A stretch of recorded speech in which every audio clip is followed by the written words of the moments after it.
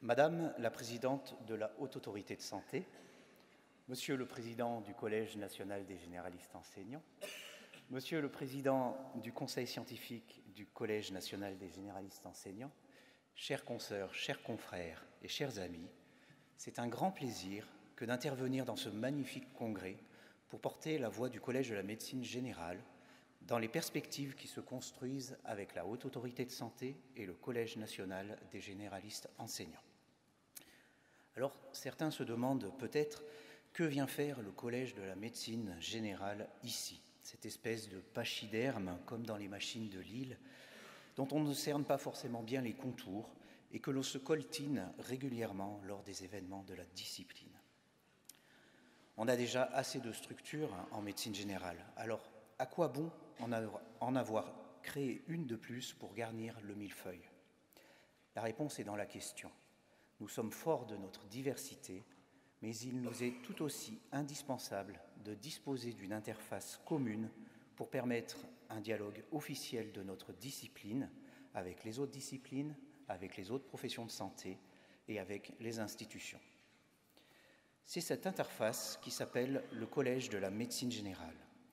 Son seul objet est de fédérer toutes les structures qui font aujourd'hui la médecine générale en France, afin de représenter la diversité de notre discipline, d'en mobiliser les compétences et de promouvoir la qualité de notre exercice. En étant reconnu comme CNP, Conseil national professionnel de la discipline, cette interface endosse les missions des CNP fixées au journal officiel et s'en est ajouté quelques autres. Les missions du Collège portent ainsi aussi bien sur l'expertise, sur l'élaboration des référentiels et de recommandations, sur la formation initiale et continue, sur les autorisations d'exercice et les qualifications professionnelles, comme les autorisations d'activité sommeil ou de prescription d'audioprothèses qui nous occupent bien aujourd'hui, sur l'évaluation et la recherche, sur la mise en place de registres épidémiologiques, avec un projet en cours sur la thématique des pathologies liées à l'environnement, ou encore sur les aspects qualitatifs, éthiques et culturels de notre exercice. Pour mener à bien ces missions, voici ce qu'il y a sous le capot de cette formidable machine qu'est le Collège de la médecine générale. 24 structures alignées en 4 composantes, professionnelles, scientifiques, académiques, associatives, turbinant au sein de nombreux groupes de travail et évoluant sur différents circuits qu'elle trace au sein de partenariats avec les institutions proches de notre discipline. L'une de ces institutions ne vous aura pas échappé, je veux parler bien sûr de la Haute Autorité de Santé. Que pouvons-nous donc bien faire, nous, humbles médecins généralistes, débonnaires, anarchiques, voire rebelles, avec cette Haute Autorité de Santé? Eh bien, beaucoup de choses. En témoignent les 58 sollicitations auxquelles nous avons répondu en 2019. Et les chantiers ouverts ne se résument pas aux recommandations. Nous travaillons aussi à la validation des protocoles de coopération de type article 51, aux méthodes permettant la réalisation des programmes de DPC, ou encore, au sein du projet EBM France, à la facilitation d'accès pour le praticien à l'information issue des recommandations de bonne pratique. Nous voilà donc aujourd'hui dans les starting blocks, les cubes de démarrage, Vincent, pour évoquer ensemble un projet d'élaboration de recommandations qui pourrait bien porter sur la prévention du risque cardiovasculaire.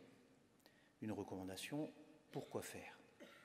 Il y en a déjà des tonnes, alors à quoi bon en créer une de plus pour garnir le millefeuille? D'autant que les enquêtes ne manquent pas, qui s'acharnent à souligner notre incapacité à n'en appliquer ne serait-ce qu'une seule à la lettre. Pour expliquer cette incapacité, nos amis canadiens proposent de distinguer 3 types de tâches professionnelles. Les tâches simples, qui s'apparentent au fait de suivre une recette. Ces recettes ont été testées pour assurer une reproduction facile. Elles ne nécessitent aucune expertise, même si le fait d'en avoir augmente les chances de succès. Et elles produisent des résultats standardisés, les meilleures recettes donnant des bons résultats à chaque fois. Un deuxième type de tâche est constitué par les problèmes dits compliqués, qui s'apparentent au fait d'envoyer une fusée sur la Lune. C'est le cœur de métier des spécialités de second recours, l'absence d'erreur dans les équations est indispensable. Réussir l'envoi d'une fusée augmente la probabilité de réussir l'envoi suivant. Le succès nécessite un haut niveau d'expertise. Les fusées sont similaires dans leurs caractéristiques et il y a un haut degré de certitude dans le résultat. Le dernier type de tâche est formé par les problèmes dits complexes qui pourraient s'apparenter au fait d'élever un enfant. Les équations ont ici une applicabilité limitée. Élever un enfant donne de l'expérience, mais n'amène pas plus de certitude de réussir pour le suivant. L'expertise peut contribuer, mais n'est ni nécessaire ni suffisante pour réussir. Chaque enfant étant unique et devant être compris comme un individu, le résultat est incertain. C'est ainsi que les auteurs de cette classification symbolique expliquent comment une recommandation n'est pas une recette de cuisine et pourquoi les recommandations créées pour prendre en charge des problèmes compliqués comme en rencontrent les autres spécialités ne fonctionnent pas face aux problèmes complexes qui font le quotidien de la médecine générale. Une vraie représentation des médecins généralistes est indispensable dans les groupes de travail des recommandations pour notre discipline. Il faut bousculer au passage un certain nombre d'idées reçues, répandues parfois même au sein des médecins généralistes. Les autres spécialistes connaîtraient bien les données de la science. Peut-être, mais l'interprétation qu'ils en font est affectée par leurs opinions et leur propre expérience, ce qui rend cette interprétation moins pertinente pour notre exercice. Les autres spécialistes ont une vraie connaissance des dernières innovations. Mais ce sont alors souvent des leaders d'opinion qui ont de gros liens d'intérêt avec l'industrie, vidant la crédibilité de leur discours. Les médecins généralistes font un travail de bas niveau, peu utile. Rappelons alors les travaux portés notamment par Barbara Starfield, qui ont montré que les populations avec une force plus élevée de soins primaires ont de meilleurs indicateurs de santé, mesurant même que dans une population de 10 000 habitants, la mortalité diminue de 3,5 pour tout médecin de famille supplémentaire et augmente de 1,5 pour tout médecin d'une autre spécialité supplémentaire.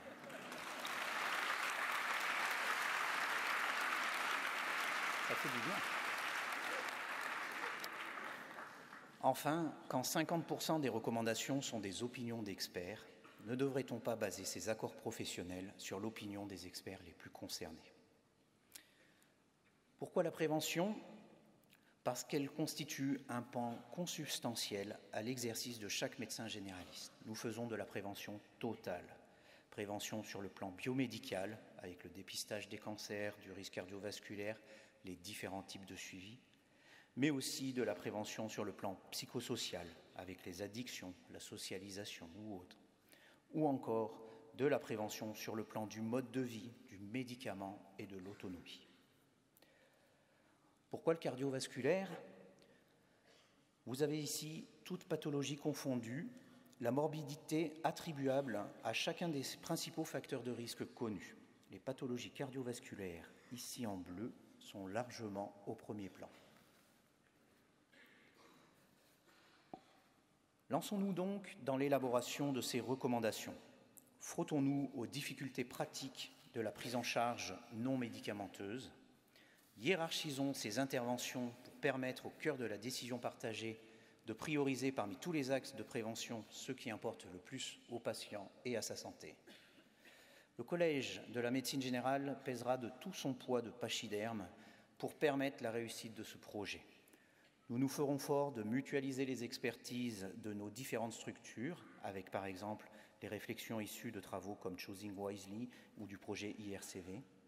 Nous nous ferons fort de poursuivre notre travail d'interface avec les autres spécialités pour que le dialogue permette une compréhension mutuelle de nos enjeux et aboutisse sur un vrai consensus. Nous nous ferons fort de permettre à tous les médecins généralistes français qui le souhaitent de déclarer leur lien d'intérêt avec l'ouverture très prochaine du portail archimède.fr. Et nous nous ferons fort, enfin, de traduire le résultat de cette recommandation dans le portail EBM France pour que chaque praticien accède facilement à l'information qui lui est utile. Je vous remercie de votre attention.